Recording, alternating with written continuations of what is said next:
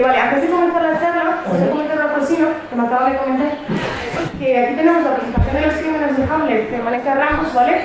Pero si estáis para lo de los juegos de rol, ha habido un cambio en el programa en papel, que no, o sea, hay un cambio que está contemplado en el programa en digital, pero no está contemplado en el programa en papel, ¿vale? Entonces, las personas que vengáis para esa charla, mirad por la página web y tendréis ahí donde tenéis que ir, ¿vale?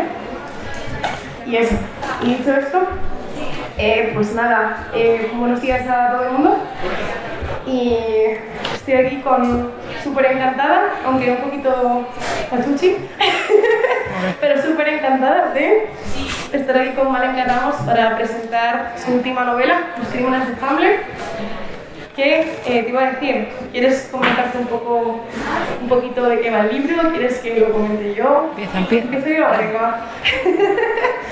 Pues nada, Los crímenes de Hamlet es una historia que mezcla un poco el thriller policíaco con terror sobrenatural y cuenta la historia de un asesino en serie que de repente, tras 20 años habiendo estado encarcelado en la cárcel en Madrid, se tiene una firma muy característica y se hacía llamar Hamlet, como el protagonista de una novela de Shakespeare.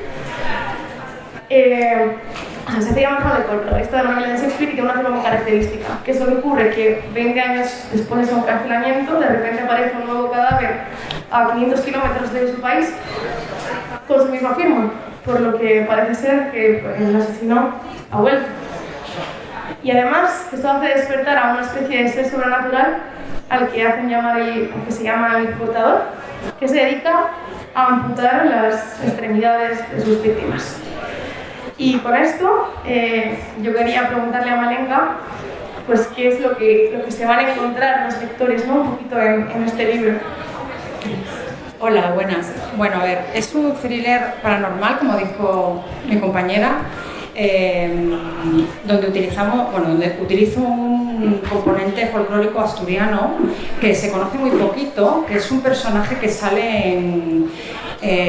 estamos acostumbrados a escuchar sobre el cuélebre, sobre las sianas, pero leyendo un libro de folclore asturiano me llamó la atención un personaje que tenía 3 líneas de texto y me pareció muy siniestro, que era el contador.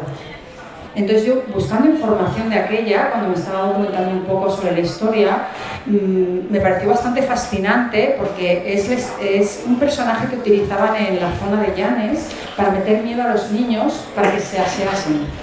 Entonces decían las madres que si no te limpiabas las manos, que vendría el cortador y te las cortaría, o sea, todo como muy de psicología infantil, ¿sí? Entonces me sorprendió porque la falta de información era lo que me daba curiosidad, no hay más. Yo no pude encontrar más y entonces en base a este personaje, el cortador, giró toda la historia. Entonces, como bien comentaba ella, es una historia policíaca, es una historia sobre una serie de crímenes que imitan a un asesino en serie que está encerrado, un hombre al que le gusta pintar y que es una persona muy inteligente. Si juntamos un asesino en serie con una total inteligencia, tenemos un verdadero peligro. Y es un poquito la historia de estos crímenes en un pueblo donde realmente todos se conocen y donde todos han crecido un poquito juntos. Y en torno a ese pueblo, un bosque donde algo despierta con el primer crimen. Y bueno, es un poquito la historia. Sí, y por ejemplo, con lo que habita dentro, que lo publicaste hace unos años también, viajabas a la Costa Gallego, luego con el que susurra nos fuimos a Oregón, Estados Unidos, sí. Y ahora volvemos a Asturias, ¿no? Sí. Volvemos a Asturias porque tenía ganas de hacer algo que fuera en un entorno familiar conocido. Es complicado, ¿no? Porque como que a lo mejor el glamour ese que existe en las novelas extranjeras, donde te sitúan en un lugar de fuera, como que es muy llamativo, ¿no? Para el lector, pero luego te pones aquí y dices, hay verdaderas maravillas donde puedes situar un pueblo, una historia, y yo la situé en un pueblo que está cerca de la Garganta Divina, en un entorno siniestro, que es un bosque que lo rodea, y ahí viven nuestros personajes principales, y ahí es donde se desarrolla toda la historia y donde empiezan a aparecer mujeres flotando en el río. como Ofelia, entre las flores. A mí me llama mucho la atención el hecho de que decidieras como mezclar un poco estos dos géneros, ¿no? Lo de el thriller policíaco por un lado, con la trama de resolver quién es el asesino y tal, y luego la trama del contador con todo lo que le rodea, ¿no? Entonces, sí, pero eso es algo que yo me gusta mucho leer novela policíaca, pero cuando tú tienes que defenderte de algo que existe, es como menos tenebroso, porque tú te enfrentas a algo vivo, algo que está ahí, pero cuando tú tienes que enfrentarte a algo que no ves o algo que no sabes si realmente existe, si es producto de tu imaginación, que también puede ser, de tu paranoia, de tu miedo, o es algo real, entonces ahí se combinan elementos que son bastante siniestros y que te hacen dudar. Entonces estamos hablando de personajes súper reales, o sea, policías, gente de pueblo, gente muy cerrada también, gente un poco más moderna, que están más involucrada, gente joven, mayor, y claro, te topas con personas que dices tú, ostras, sí, hay una serie de crímenes, pero ¿qué coño está pasando en el bosque? Entonces la gente duda, pero como dudaríamos nosotros, ¿no? Porque bueno, hay un crimen, es real, hay un asesino en serie, hay un posible imitador, pero también hay algo que está pasando en torno a todo eso, que está relacionado con lo que está sucediendo y no sabes por qué. Entonces, bueno, ahí ya te embolas y el autor se monta su historia y sale lo que ha salido, que son los crímenes de Hamlet. Claro, es que da la sensación de que cuando vemos un suceso real, hay veces que parece que quizás podamos tener el control, ¿no? Yo siempre digo que cuando tengo pesadillas, quizás cuando leo novelas de murder mystery o veo documentales de true crime, que como son cosas reales, como que no tengo miedo. Pero si me pones a una persona como el contador delante, pues quizás no sé cómo va a actuar. A ver, ¿no? Yo siempre utilizo elementos que a mí, como lectora de terror, con perdón, me acojonarían. Es decir, yo si veo algo ahí un poco creepy, pues te da miedo, pero tú vas, porque somos así. Pero cuando se trata de sonidos, cuando tú te imaginas estando en un bosque, que escuchas movimiento o que percibes algo y no eres capaz de poder pensar, es que no me voy a poder defender, no sé lo que hay ahí, o simplemente la presencia en esa habitación oscura es lo que a mí como lector me da miedo leer, o sea, me genera. Entonces intento encajar esos elementos en las novelas, pero también con una dosis de realidad para que hasta los personajes piensen, hostia, me lo estoy imaginando o realmente está pasando. Entonces ahí es por donde se mueve un poquito esta historia. La verdad que es muy guay, a mí me gusta muchísimo porque además creo que la parte de thriller policíaco como que aporta mucha agilidad a la historia a la hora de leer, me parece como muy ágil, mantiene un ritmo muy constante, muy de querer darle la vuelta a la página para ver qué es lo que va a pasar a continuación. Y también comentabas un poco antes lo de Hamlet como persona artista, ¿no? Como persona que, bueno, ya el nombre, ya viene de Shakespeare, ¿no? Y comentabas un poquito lo del tema del folclore asturiano y yo te quería preguntar si vamos a tener algo más de ti en esa dirección, o sea, si vamos a tener alguna otra historia que tenga que ver basada en mitología, basada en retellings de cuentos clásicos. ¿No? A ver, a mí me gustan mucho los personajes antagónicos, los malos, que sean inteligentes, porque genera que haya un juego psicológico bastante potente que a mí como lectora me gusta leer. Me voy a mover siempre, y sí, hay otra historia ahí que saldrá también en febrero y también muy chunga, para que os animéis, muy chunga. Y también situada aquí en España. En Asturias. Entre Asturias y más sitios. Intento tirarte la lengua, pero dices que no se puede. Mira, hay una cita de un autor, Patrick Graham, que escribió El Evangelio del Mar, que a mí me pareció fascinante porque analiza muy bien la mentalidad, la mente del asesino en serie, del sociópata, del psicópata, varios. Y es una de las cosas que yo siempre me quedó ahí a la hora de crear ese personaje que va a ser el personaje malo, o que creemos que es el malo. Y es que hay asesinos que tienen un perfil, ¿no? Hay asesinos que matan por odio hacia la mujer, porque tenían unos traumas en la infancia, ven el reflejo de su madre con la cual no tenían una relación y cometen asesinatos. Pero luego está el asesino en serie que nunca fue maltratado, nadie le hizo nada, vivía en una familia modélica, con un padre que lo quería, con una madre que lo quería, pero él nació así, con brujas inclinadas sobre su cuna. Y ese tipo de asesino es el que verdaderamente da miedo, porque es el que psicológicamente está bien y el que verdaderamente es tan inteligente que es un reto para los investigadores de toda trama policíaca o policíaca paranormal o tal. Y bueno, más o menos es lo que he intentado hacer en Los crímenes de Hamlet y lo que he intentado hacer en la próxima novela que saldrá.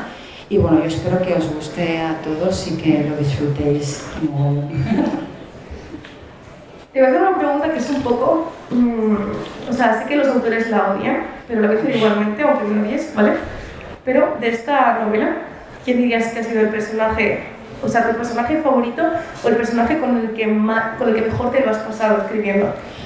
A ver, en esta historia hay una mujer, que es una señora que tiene más años que un bosque, que se llama Aurora, que es la típica señora del pueblo que todos tenemos en nuestros pueblos, que lo sabe todo y que ha durado más que todos, que nadie hace caso, porque es la típica señora que parece que no está bien y al final es la que más razón y la que más sabe de todo y la que más va diciendo y tiene muy mala hostia, o sea, tiene un carácter que de verdad es insufrible, pero la mujer tiene razón y la historia de esta mujer, cómo les da caña a todos, cómo ella se pone de uñas y al final acaba teniéndoles que decir hasta a la policía, oye, son normales, que no os estáis dando cuenta y se os está montando un pitote tremendo, pero claro, ¿quién crea una mujer de 108 años o 100 y pico que no se acuerda de lo que comió por la mañana, pero sí se acuerda que en el bosque hay algo y que ya había pasado hacía muchos años algo parecido?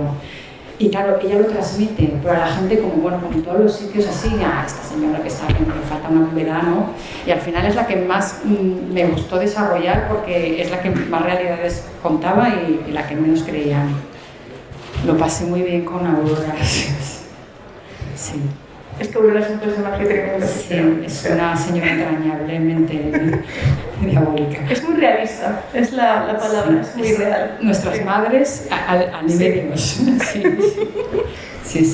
Y luego, una pregunta un poco opuesta que sería, ¿con qué personaje crees que te ha sido más difícil lidiar? Sí. Porque siempre hay uno como que se cruza un poco. Hamlet, el protagonista antagónico, el asesino en serie, porque es un hombre muy inteligente y era más importante lo que no decía o lo que decía entre líneas que la información que podía llegar a transmitir. Entonces, como él está encerrado, pero él tiene un don y es que él pinta cuadros, ¿no? Hay una serie de productos que no le pueden dar en la cárcel porque está en una cárcel de máxima de seguridad y utilizar trementina, pues no. Pero bueno, le dan una serie de privilegios cuando empieza a ayudar en esta investigación para ver qué persona es la que está haciendo eso o quién le adora tanto como para imitarlo, que no sería un caso sorprendente porque con Charles Manson tenemos ahí un ejemplo que hasta querían casarse con él, ¿no? Les mandaban cartas de amor. Entonces, pero él está aislado y se supone que él no ha recibido información, pero pinta cuadros.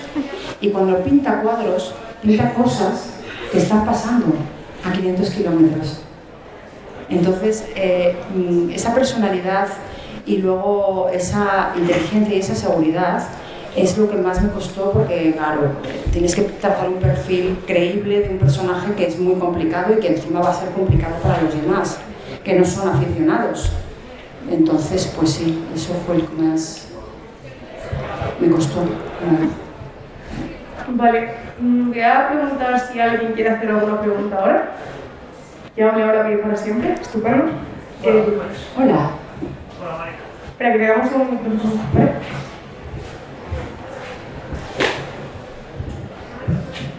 Gracias. Bueno, primero felicitarte por la novela porque disfruté muchísimo con ella. Gracias. Y nada más que apuntar que lo que me llamó la atención a la hora de echarle mano fue que la historia del cortador, ¿no? Que te sentí en los medios de comunicación, que era un personaje mitológico que yo personalmente desconocía, pero que vemos como la tradición oral es muy importante, ¿no? Sí. Nada más que hay que ir a los pueblos de Asturias y charlar con alguien y te va a contar una serie de leyendas o de conocimientos que tenga de atrás y eso sirve para montar historias. Porque muchas veces yo me doy cuenta que los propios autores asturianos, cuando echan mano de la mitología, acuden a la mitología griega, a la romana, a la nórdica, y a ver, no, lo tenemos muy cerca de casa y tenemos historias muy buenas para contar. Y entonces, bueno, te felicito por ello porque no suele ser habitual.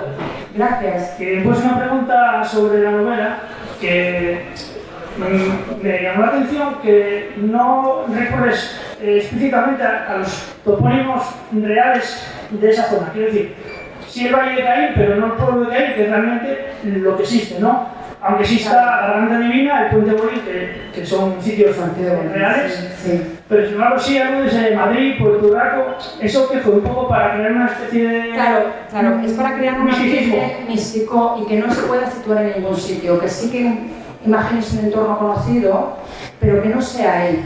No quería situarlo en un punto concreto, quería crear un pueblo y alrededor de ese entorno conocido, pero sin ubicarlo en un punto concreto, ¿vale? Porque quería darle ese rollo místico, la verdad. Sí. Gracias. Nada, a ti. Hola. Hola, yo quería hacer una pregunta un poco más técnica. La narración de la novela es en tercera persona, el narrador omnisciente, pero al principio tenemos un poco distinto el enfoque. Está visto todo, eso no creo que no es spoiler, pero está visto todo desde el punto de vista de una mosca. Y te quería preguntar por qué te decantaste por justo una mosca, porque así, porque es muy distinto al resto de la novela. Te digo la verdad, no tengo ni idea. O sea, nosotros tenemos en la cabeza una trama. Yo soy de utilizar mucho una libreta para organizar un poco lo que tengo en mente y luego mis personajes hacen lo que les da la gana y al final acabo diciendo ¿por qué llegué aquí y qué ha pasado? El tema de la mosca me sorprendió porque soy de visualizar mucho cinematográficamente hablando las imágenes que narro, ¿vale? Para intentar que el lector se sitúe de la misma manera y que lo vea como yo lo estoy viendo lo más aproximado. La idea de la mosca sobrevolando la Garganta Divina, parándose en el cadáver, parándose por encima de la gente que estaba descubriendo ese primer cadáver y lo que estaba viendo ese animal y cómo conectaba los distintos personajes era lo que intentaba transmitir. Al ser una novela coral, donde hay muchos personajes y cada uno nos da información, quería conectarlos para empezar, ¿no? Para situar al lector. Pero de la misma manera que hago eso, también lo hago con las cartas iniciales, porque en la historia cada capítulo tiene una carta de alguien que nos cuenta algo, que no sabemos quién es, que sabremos más adelante. Entonces, esos puntos eran más a la hora de situar a la gente y que vieran lo que yo estoy viendo en ese momento. Y bueno, siento cortar el turno de preguntas, pero tenemos que ir cerrando para dar paso a la próxima presentación. Así que nada, agradeceros que os sigáis pasando por aquí, espero que lo hayáis disfrutado un montón. Muchas gracias. Y tendremos firma, ¿no? Atrás, donde el firmódromo. Así que id a por el libro, que lo tenéis por ahí, y podéis ir a pasar eso que os firme. Muchas gracias.